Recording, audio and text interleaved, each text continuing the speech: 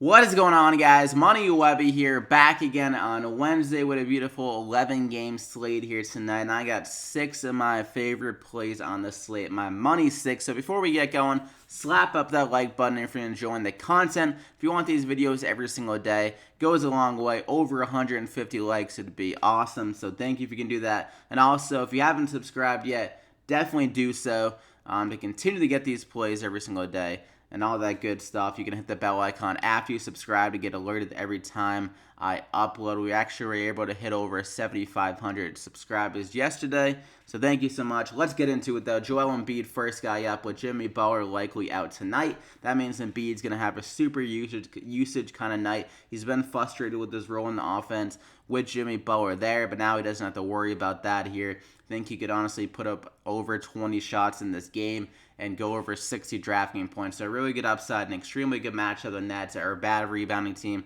really bad against centers. So I'm going to go ahead and lock Embiid there. And for my second guy, I'm going to go with Paul George. I feel like he could be overlooked a little bit here in this matchup against the Pelicans. He's going to be extremely high-paced, high scoring likely. So I think Paul George could be the forgotten man here on this Thunder offense. I think he can have a really solid outing. He's been performing pretty well recently with his shooting ability. 2 out of the last 3 games. Put up 77 DraftKings points in this game. Then against the Utah, in only 30 minutes, he dropped 48 DraftKings points, and he has really good steal ability, 4 steals in the last 2 games. So in this fast-paced game, and he probably has the better matchup to Russell Westbrook. The defense on small forwards by the Pelicans has been really suspect the whole entire year. We saw Jason Tatum and Marcus Morris go off against another night, and in his one game, he wasn't able to shoot very well, but still got 23 points, 8 assists, and 6 rebounds. Good for 52 DraftKings points. So at a solid price, they got 9,000. Just needs around 45 plus DraftKings points, and he's been consistently getting around there recently with the good upside as well when he gets hot from the field. So I think he can have a really good game here in this high-scoring affair between the Thunder and the Pelicans. So I'm going to go ahead and lock him in there, and we're going to stick with that game. So fast-paced, a lot of good value with Julius Randle here. Mirotic is going to be out for tonight, so that means Randle is going to get around 35 minutes. And when the guy gets around 35 minutes, he's absolutely going off like 46, 51, 53 DraftKings points, 54 here. The guy's been on an absolute tear. With Mirotic out. So, and also this is a really good matchup. The Thunder kind of, their one weak spot is against like power forward types, especially like Julius Randle. So at 7,400, I think he can have a monster game. He could be pretty chalky, but if he's even like 90% owned, I think he's worth biting the chalk because I think he could easily go over 40 DraftKings points again in this matchup. So I'm going to go ahead and lock him in there. And then we're going to go with Bazemore here. I feel like he could be a sneaky kind of guy in a really good matchup against the Mavericks. The Mavericks have really struggled against shooting guards this year for whatever reason.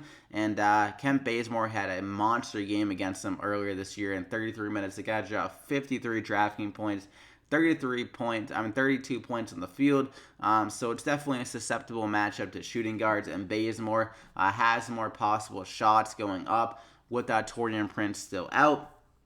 The last 2 games, he put up 10 and 18 shots. He was able to have a huge game and 43 DraftKings points, and he still got 35 DraftKings points, so only hitting 2 shots in that game. So he has the ability to put in some other stats. He's pretty active on the defensive end, and the assist total is promising in the last 2 games. So at 5,500 against Dallas, I think he can score more and be able to get some of those other stats to return some good value. So I'm going to go ahead and lock him in there. And we're going to go with Jalen Brunson in that same game as well. This is going to be another should be a pretty good offensive game, fast-paced, and Brunson has been playing well. Recommended them last game, and he went for 28 DraftKings points, and this honestly is even a better matchup going against the Atlanta Hawks. Trae Young, not a good defender. I think Brunson could have a little bit of a revenge on his mind as well because they are in the same draft class. Not sure if they played against each other in college, but I could see Brunson kind of going out here with a chip on his shoulder, considering he was a second-round pick, and Trae Young was a first-round pick. I'm pretty sure he got drafted last year, Brunson.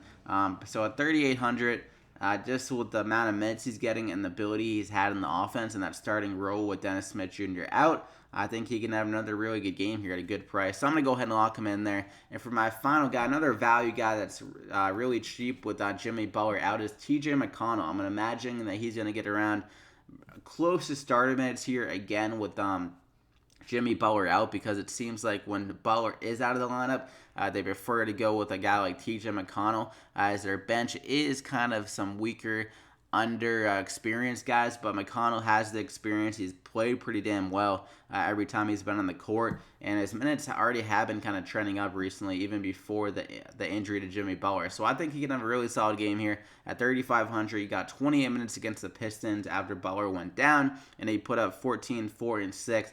Definitely has the capability of putting up a few more shots without Butler and all that good stuff. And the Nets also really struggle against guards. The defense is not great. So I'm going to go ahead and lock him in there as my final guy. So that's the money six. You got Brunson, Bazemore, Paul George, Julius Randle, Embiid, and TJ McConnell. So I hope you guys enjoyed it. Like I said, slap a like if you did, if you got anything out of value in this one. 150 plus likes would be awesome. Thank you. And subscribe if you haven't, to get these plays every single day. So good luck here.